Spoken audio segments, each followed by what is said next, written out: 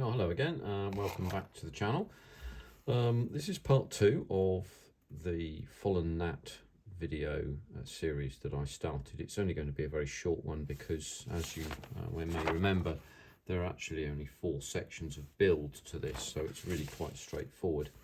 And today what we'll do is we'll put the fuselage halves together, put the wings on, which are in 2 halves, and the tail planes, and see if we can get that whole lot buttoned up. There'll be some seams to fill as well, and we'll see whether we have time to do that in a fairly short video. I don't want to do a long video on this, but just a short one just to keep you in the picture.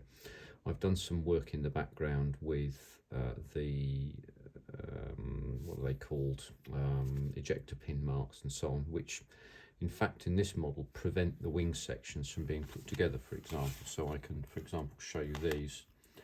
You can, I suspect, probably see that if I zero in. There you go. You can see those ejector pin marks, which I've sanded out, and this then means that these 2 wing sections go together an awful lot better than they did before.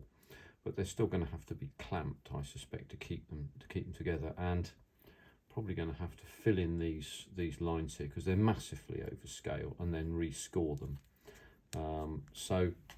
This is the early Folland Gnat model. The later 1/72 scale Folland Gnat from Airfix is considerably more detailed on the one part and has an awful lot more parts on the other. So let me give you an example. Inside of the fuselage halves here, all you can see here is the air intake blanks, which I've put in already, and 2 sets of pins to put the ejection seats in. I've primed this, but I'm not going to paint it, and I'm going to do this according to Hoyle. I'm not going to put any extra parts in on this occasion. I may get another one of these if I can find a really early version and then do something snazzy with it, but not this time. I'm going to see if I can get this built, if you like, before Christmas. So this isn't very detailed at all. The new model has wing sections which form part of the top of the fuselage. So you put the 2 fuselage halves together with the cockpit detail in it, and then the wing sections will do it like that, will then be part of that fuselage wrap over as well. So that it's a more standard sort of model from that perspective. So this is quite a lot older, but what we'll do is we'll crack on and get this done. So I'm going to put these 2 halves together first. Now you may wonder why I'm not putting the ejection seats in.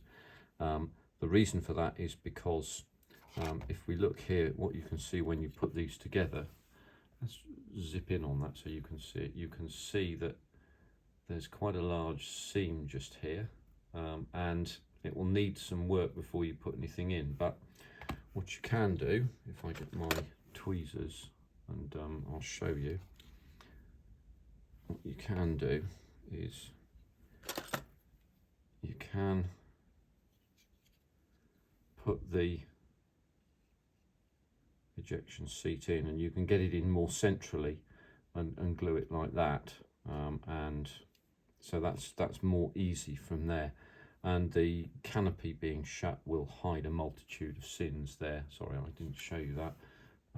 Let's just zero in on that. You see white paint on my hands. I had a bit of a disaster with the TSR2. That's another story though, so that's what that looks like there. Anyway, we'll come back to that another time. So we won't put the ejection seats in, but we will button this up. As you can see, it will need a little bit of clamping and so on, and we'll get to do that as well. So what we'll do is, I'll just see if I can reach across and get some pegs, which I have hidden away up here, I believe. There we go. And I suspect you probably see me reaching in front of you there. So I'll have a quick check of that. I'm not sure whether that's going to be the best way of doing it. Yeah, probably will actually. And then we can put them on top there, and that's clamped that shut fairly well. We have to do that one at the back there, so we can see that in that way. What we'll then do is we'll just get some extra thin, and then we'll just glue those seams up very carefully. We know we've got a lot of work to do on the seam lines here, so you know we'll deal with them as we go. In that way. That's a very scrubby joint there, look, as you can see. So we'll just run the beads of glue down there, make sure we get this as accurate as we can. I think that should be okay. Just look in there like that, eyes down, look in. There we go, and go over to the top. So run that down there. Incidentally, I'm going to use a Tamiya TS. I think the number is 38 paint for the Red Arrows red. It's not the correct red, to be honest with you, but it will do for the purposes of this particular model, I would say. There we go. That's glued shut and done there. And what we'll then do is just run a bead of glue up through that joint there.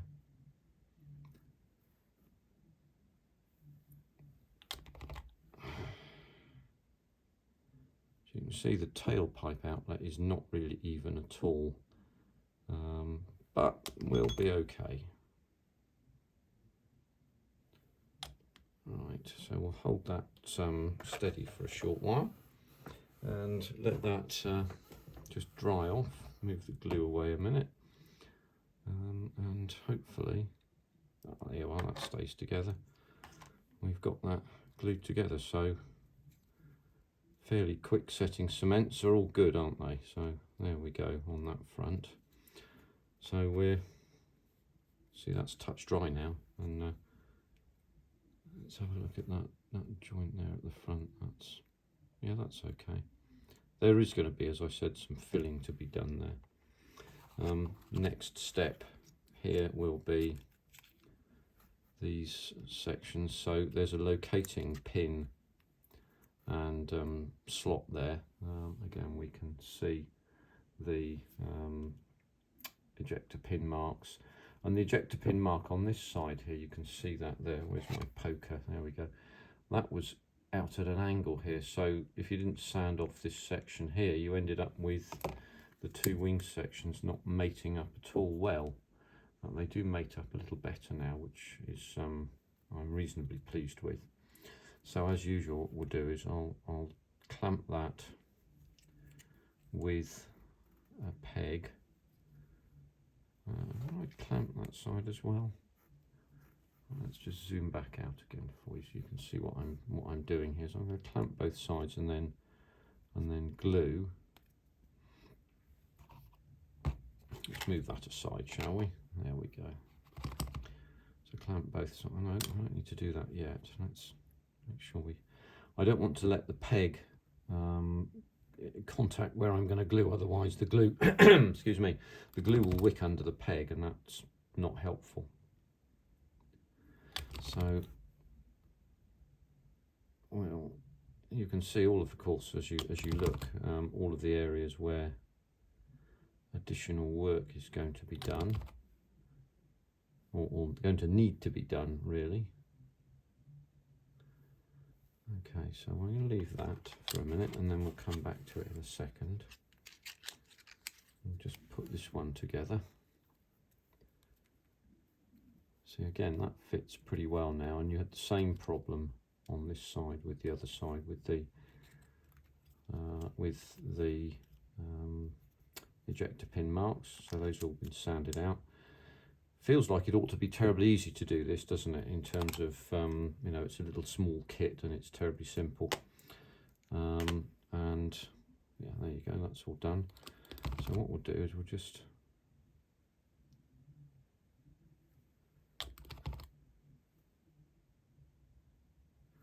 there we go, so that's done there.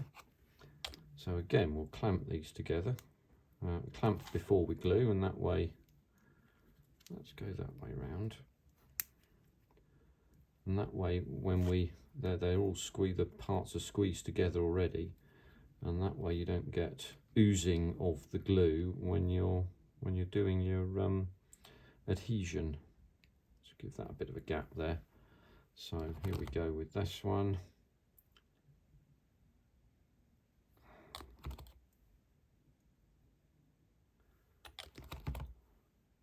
As I said, we're going to fill those gaps in there with some soluble putty. I think on the last video I called it soluble cement, which was not the best term to use, eh? But there we go. So put that in there, and just have a quick look at this whilst we're waiting. Yeah, see, that's going to have to be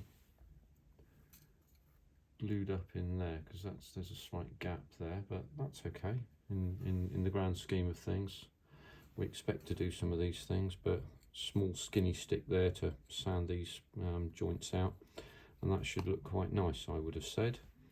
So let's have a quick look at this for a second.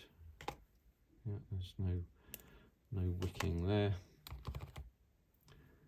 so we can just come along the front of that there as well, and that should be fine by the look of it. So a quick look at that. Yeah, that looks okay, I would say. And then there's those two wings. So next steps will be on this one, just have a quick look at the rear tail planes. Now with these tail planes, let's zero in on these a little bit. As you can see, there's been I've used some soluble putty on these to get rid of sink marks in there, which I have now done, and they look an awful lot better. But if I painted on these sink marks would have looked absolutely dreadful, and would have been really highly noticeable. Oh hello, there's a bit there I need to finish. So there's some soluble putty on there. We need to just finish that up properly.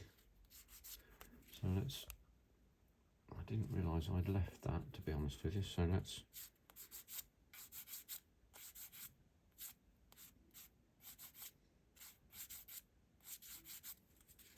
go on to this. So obviously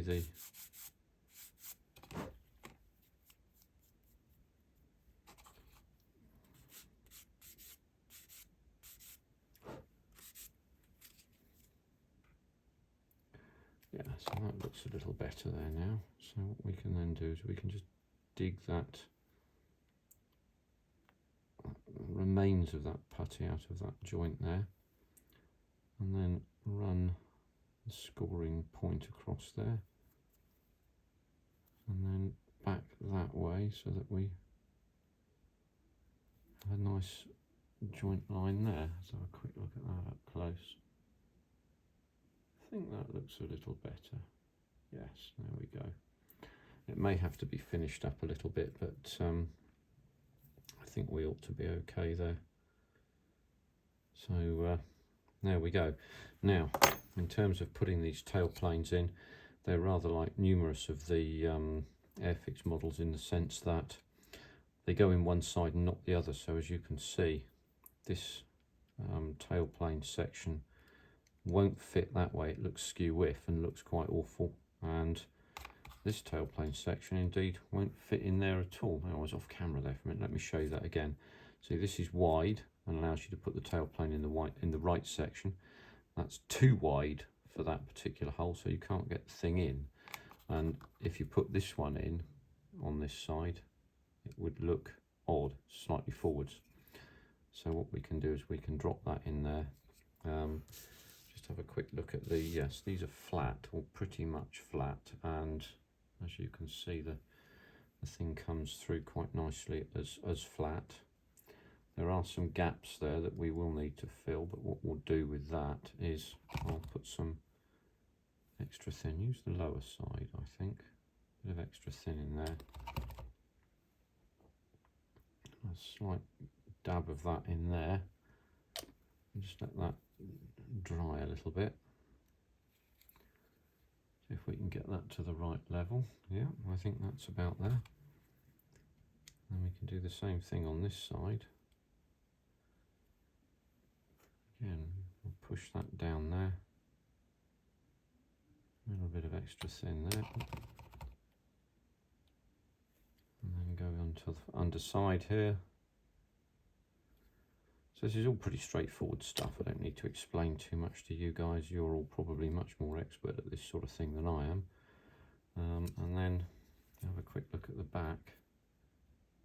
Make sure we get the height of those two wings, tail sections, I beg their pardon, as right as we can. Yeah, they look all right. So what we'll do is we'll be a bit careful with that for now. And then we need to do the same thing with the wing sections. Now, I think we'll see that these go in that way round, like that. Now, those are rather looser than one might anticipate. I think I'm going to use a different glue for that. That would be the best bet there. So we'll put away that and use this instead.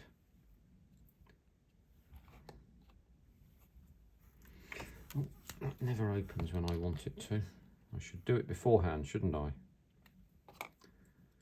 So, yes, I think that's what we're going to do. So, again, let's do this on camera.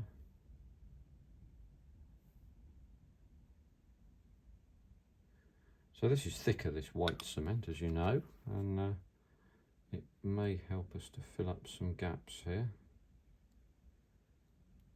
But it dries more slowly.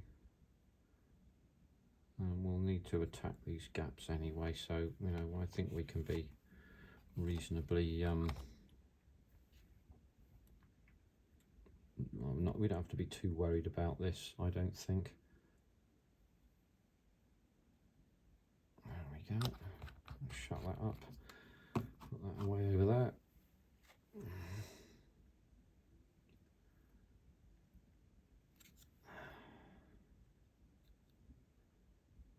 See, that one's gone in quite nicely, really.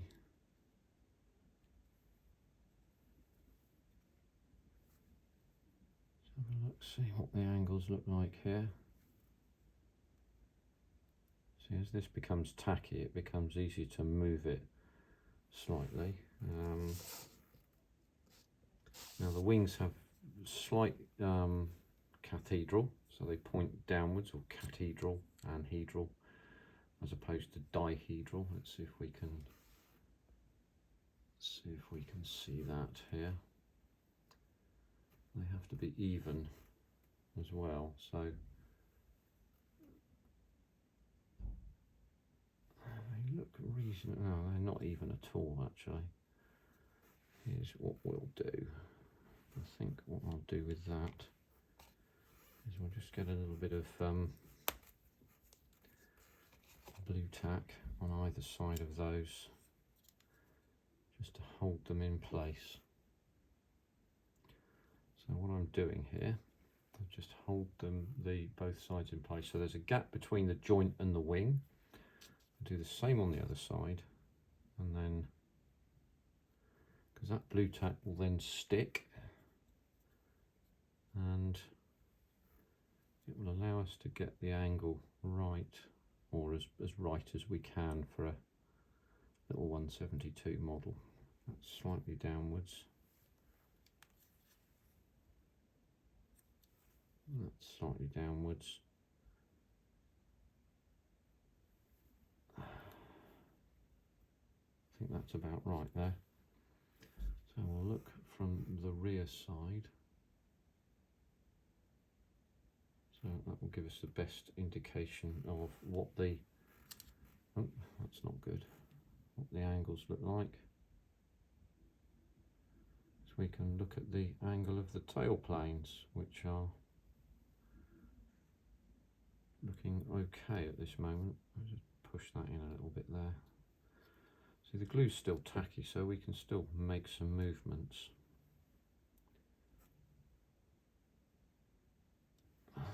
Looks okay, I would say.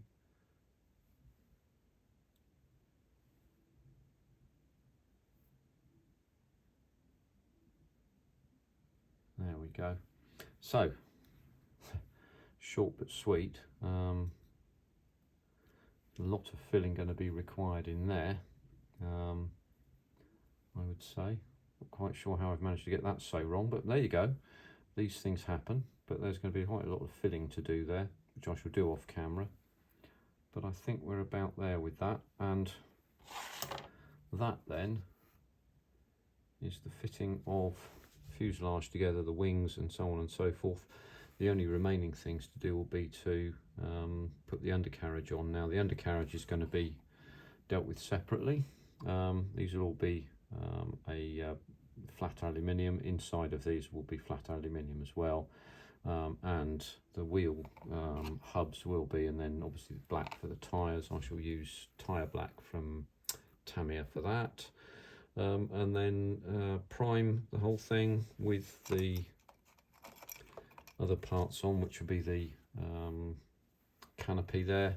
As you can see, I've masked the canopy. I made a mask for the canopy, and obviously the last bit would be the nose section, but I'm going to put that on right at the end because it's too small to mask really. So that will get us to a point where we can pretty much show you the end result at that stage. So that will conclude this little video. It's 21 minutes long again, quite a long video that, but as you can see, there's a little bit of work to do off camera with filling some gaps, and they're quite obvious now actually, now that you look at it. But I'll leave them to dry, and we'll see you another time. Thanks very much for watching. Cheers for now. Bye bye.